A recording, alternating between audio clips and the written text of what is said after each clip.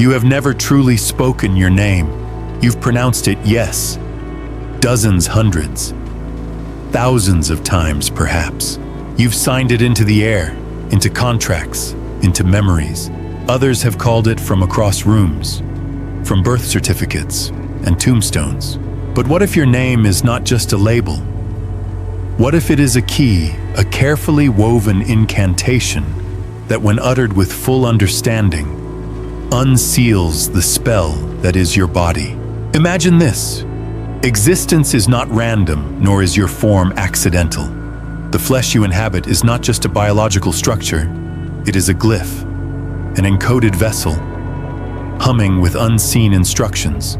Your veins are ink, your bones, the structure of stanzas, your breath, the rhythm of recitation. Your body is not just in the world, it speaks it. And more than that, it is speaking you. Every cell, every heartbeat is part of an ancient verse whose meaning you have not yet fully remembered. The universe does not communicate in human tongues. It speaks through resonance, symbol, rhythm, vibration. It speaks in fire that dances, in water that forgets, in wind that carves stone and time alike. And from that universal tongue, older than words, was shaped something unique, you. And your name, that is the audible hinge of your personal cosmos. The syllables that form it are not random. They are coordinates in a larger, unseen system, an invocation, a tuning fork, a command that can reawaken the sleeping spell of your form. Consider this not a metaphor, but a shift in orientation. A reminder that we are not blank slates, but scrolls, inscribed by something primordial. Your eyes are not just for seeing the world. They are windows through which the world remembers how to see itself. Your fingers don't just grasp objects. They are antennae of creation, shaping the physical from the unseen. When you speak your name without understanding, you echo a sound. But when you know what you're saying, the spell begins to shimmer awake. What is a spell after all? It is intention, given rhythm, will, wrapped in vibration. A binding of the formless into form through symbol sound and sacred design. The ancients knew this. They carved it into temples, whispered it into caves, encoded it into myths. They did not see the body as a cage to escape, but a sacred script to decipher. Your form is a magical binding star stuff to story, binding soul to structure. You are not trapped in flesh, you are ensorcelled by it. And so the question becomes, how do you decode the spell that is you? First, you must stop pretending you are a noun. You are not static. You are a process, becoming. A ritual being performed every day. The way you walk, the way you dream, the strange intuitions you ignore, all are verses of the larger invocation, and your name, that is the flame that ignites it.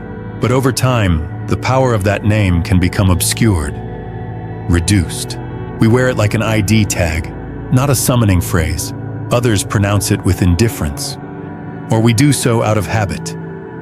And so the original potency wanes.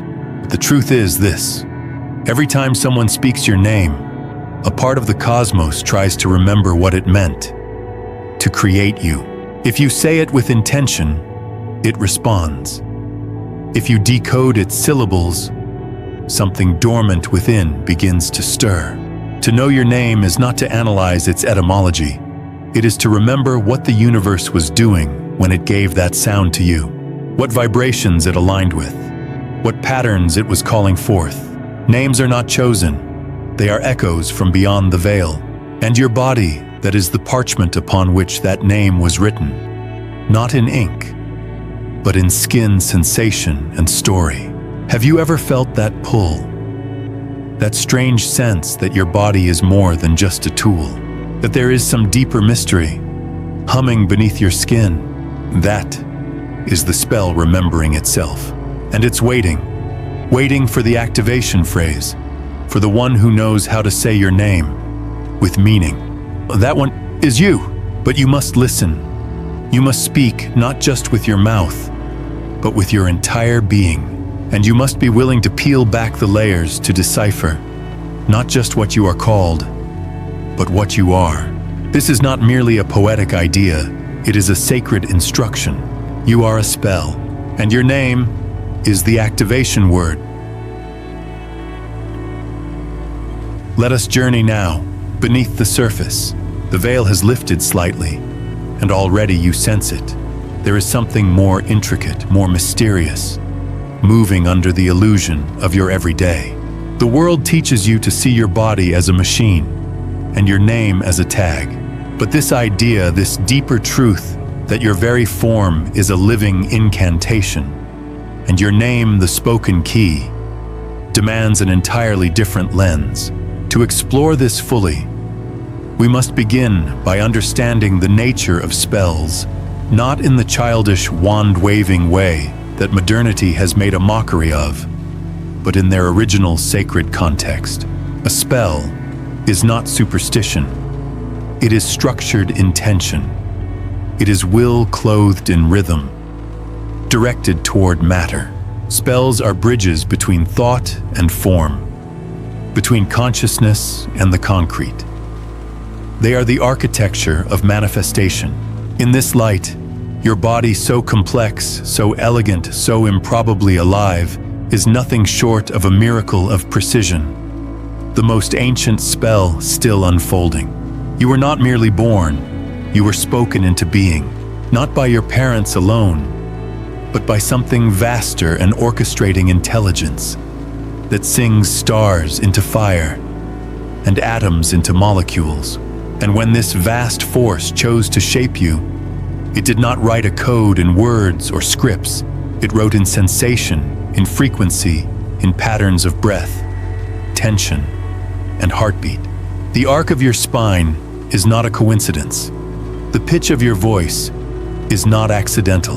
These are glyphs, fractal signatures, woven into the spell.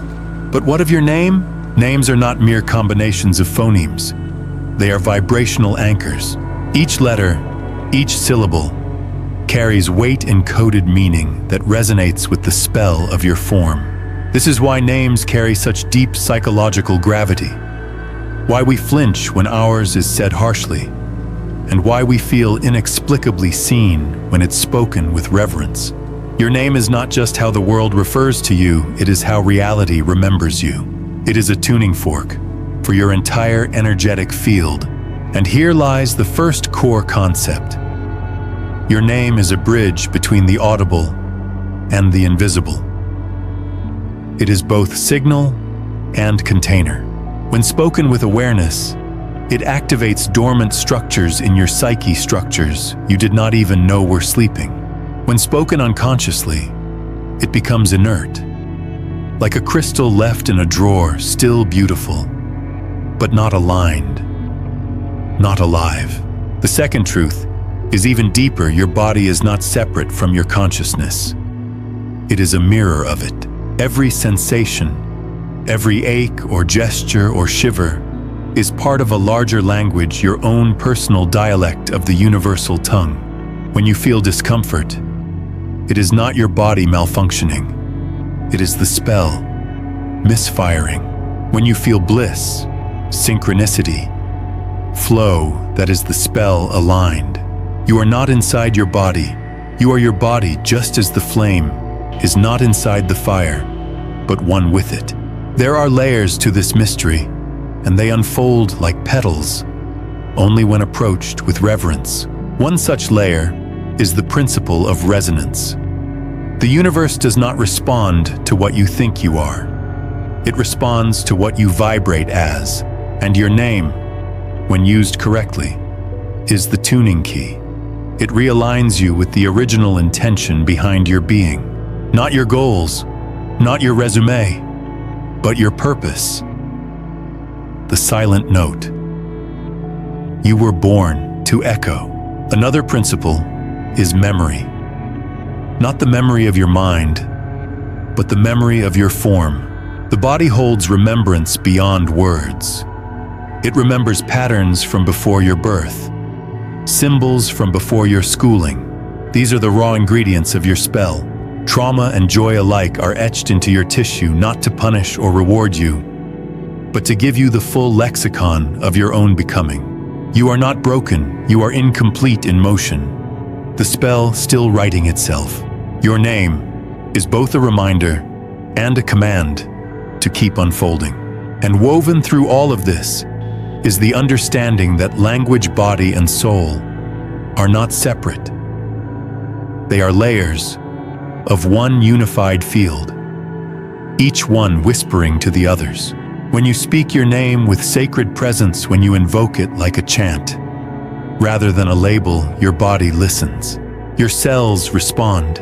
Your memories rearrange themselves in new constellations. This is why the ancients gave such care to naming, why names were hidden, sacred, spoken only in rites.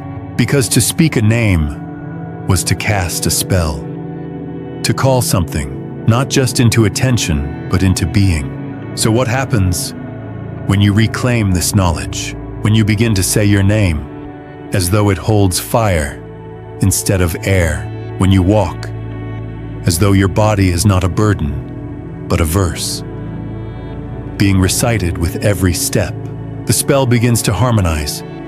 Your name becomes not just a sound, but a summoning, and you, the summoned. This is the gateway we now stand before, not as seekers of novelty, but as initiates of remembrance. Let us now slip beneath the surface of meaning, into the currents of metaphor, the sacred stories, folded inside time, like seeds, waiting to bloom. There is a language older than words, older than even thought. It is the language of myth, of symbol, of the body dreaming itself forward through eons. And in this language, the truth of your name, the spell of your form, is not explained, it is revealed. Imagine this, in a realm before birth, before light had taken shape, and before gravity remembered how to pull. There was a library of vibrations, not books, but frequencies, not stories, but soul seeds, each one humming with potential, each one waiting to be chosen. And among them was you, not the you who wears clothes and files taxes and second guesses themselves, but the first you, the unspoken one, the one who stood before the gate of becoming and said yes. Let me descend. Let me become. But to descend into form is to forget the sky. So you took a spell with you. Not ink, not paper. A body, a sacred weaving of frequency and flesh. The spell would be your lantern in the fog. But to ensure you'd remember how to light it, you also took a word, your name. Not the one your parents believed they invented, but the one your soul whispered into the womb long before breath was learned. That name, its syllables sacred, its tone encoded, was your map back to yourself. But in this forgetting world, spells become superstition. Sacred becomes silly. You grow, and the name becomes mundane. You pronounce it at roll call. You scribble it onto documents. It becomes a signature, not a summoning, and the spell of the body begins to fray, not because it has lost power, but because you stopped believing it was magic. But belief is not imagination. Belief is alignment. And when you realign with the symbolic undercurrent of your existence, something ancient stirs again. Let me offer you a symbol, the mirror forest. In many hidden traditions, it is said that before incarnating, each soul must pass through the forest of mirrors. In this realm, each tree reflects a possible self, a life unlived, a form unchosen, a path diverged. As you walk deeper, the reflections shift. Some are grotesque, some are divine, but none are you not yet, until at last, you stand before one tree whose reflection does not shift, whose image is still. That is the form your soul claims. That is the spell you agree to carry. And from the wind in that forest, your name is drawn, sung not once, but folded into the breath that will someday become your lungs. Your name is not a tag, it is a cipher of destiny. There is another story, whispered among mystics of the river that forgets. Before entering Earth's dream, the soul drinks from this river to forget its origin, not as punishment but as a sacred dare. Can you remember again? Even without memory, can you find the spell hidden in the ache? Can you speak your name before you know what it means? The bravest souls, they say, drink deeply, and those are the ones who forget the most, but also carry the deepest spells. Perhaps this is why you have struggled, why your name feels like a mystery in your own mouth. You drank deep, you chose a harder spell, and now the time has come not to escape, not to awaken in the Hollywood sense, but to decode. Let us look to the body. Have you ever noticed how your hands move when you speak from your heart? How your spine straightens when you stand in your truth? These are not mere reactions. These are glyphs activating ritual movements. The body has always been performing its own liturgy, even when the mind was asleep. When you whisper your name into a quiet room and feel chills run through you, that is the spell remembering. When someone says your name and your stomach turns or your chest expands, these are not emotional flukes. They are responses from the deeper grammar of your being. Your body is the altar. Your breath is the incense. Your name is the chant.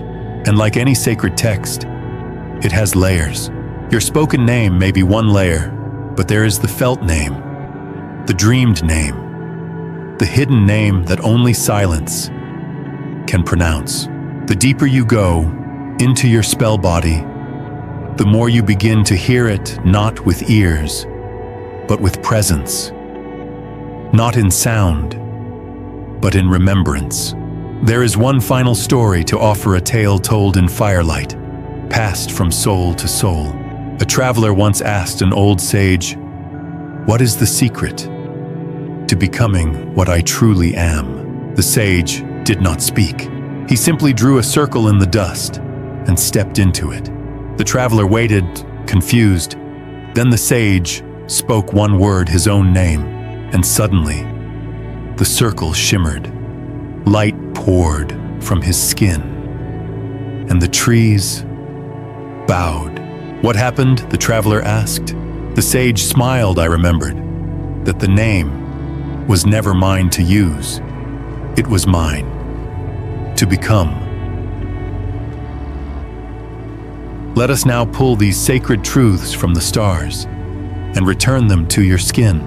Because what good is knowing that your body is a spell and your name the activation word if it does not ripple into the moment your eyes open, the second your foot touches the floor, the 1,000 gestures you make before breakfast? If this knowing is to live, it must walk beside you, not remain sealed inside poetry. It must breathe in your schedule, your relationships, your conflicts, your morning coffee.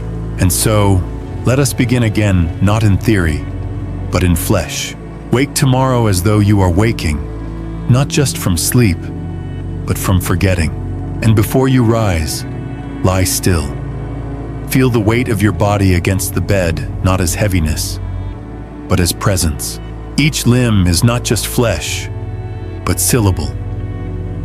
Each breath, not just oxygen, but invocation.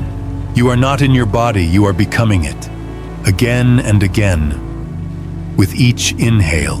Then, speak your name, not loudly, not ritualistically, but like a whisper, across the veil. Let it tremble from your lips, as though you are reminding the air what you came here to be. And listen not with your ears, but your skin. Your cells will remember before your mind does. Throughout your day, observe not just your actions, but your responses. When someone calls your name, how do you react? Do you tighten? Do you shine? These micro-reactions are clues. They point to the way the spell is sitting in your system. Do you wear your name like a cloak of dignity, or has it become a tattered coat, passed through too many careless mouths? Begin to reclaim it. You need not change your name, though some do. What matters is that you become the one who calls it forth with reverence. This is not about phonetics, but frequency. You could be called Rain, or David, or Suna, or Kiara. It does not matter. What matters is whether, when the name is spoken, something inside you steps forward or steps away. This reclamation ripples outward. When you live as though your body is a spell, you begin to tend it like one. You become conscious of what you feed it, not just food, but thoughts, environments, even the tone of your own inner voice. You realize that every complaint etched into your spine is a distortion in the chant, that every posture of shame is a broken syllable, and so you adjust not from guilt, but from alignment. You sit straighter not to impress, but to let the current flow more clearly. You breathe deeper not to relax, but to sing the full verse of yourself. Touch becomes sacred again. Movement becomes language. Silence becomes punctuation. The whole body becomes a poem written in motion. And this changes how you relate to others. You begin to see them too, as spells, some half-spoken, some over-enunciated, some trembling on the edge of full invocation. You become less reactive, more curious, less inclined to argue, more attuned to resonance. You hear their names as clues, and sometimes you notice when they flinch at their own. You begin to speak their names with tenderness, as if reminding them of something they forgot, they carried. In relationships, this becomes radical. You stop demanding people behave as roles and start listening to the rhythm of their being. You learn that some people are in your life, not to complete your spell, but to show you which verses you've skipped. Some arrive as echoes, some arrive as erasers. Some speak your name in ways that remind you what power feels like and what absence does too. Even in your work, this knowing enters. You stop chasing titles and start weaving meaning. The job becomes less about identity and more about integration. What am I spelling into the world today? What shape is my movement making? Am I casting coherence or chaos?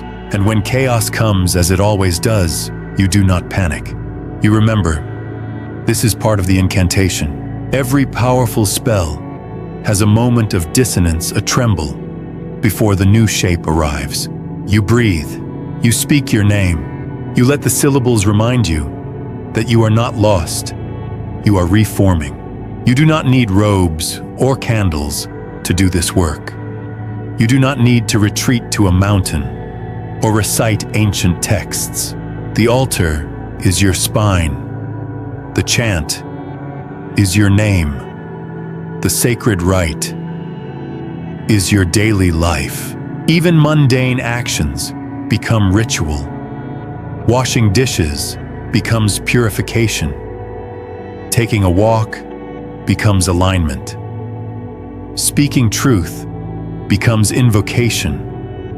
Resting becomes resetting the vibration.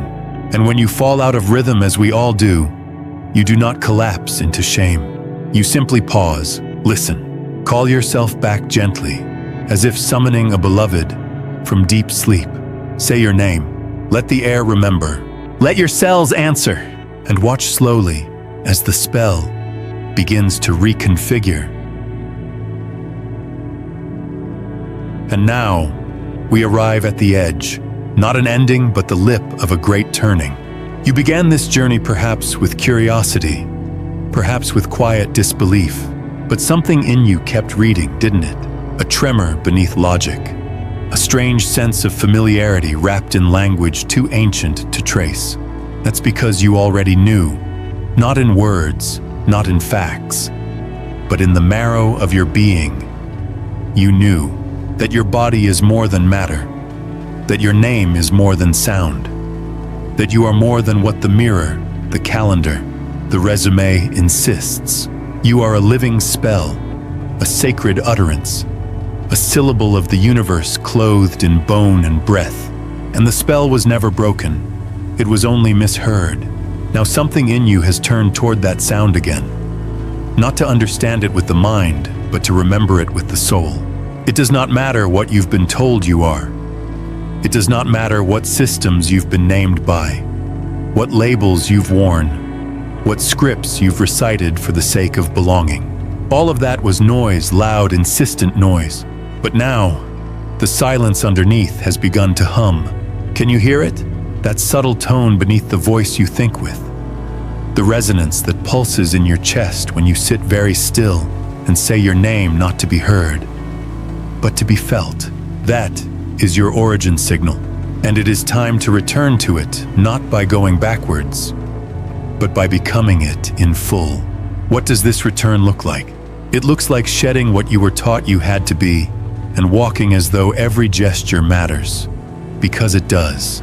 It means treating your flesh not as an obstacle, but as scripture.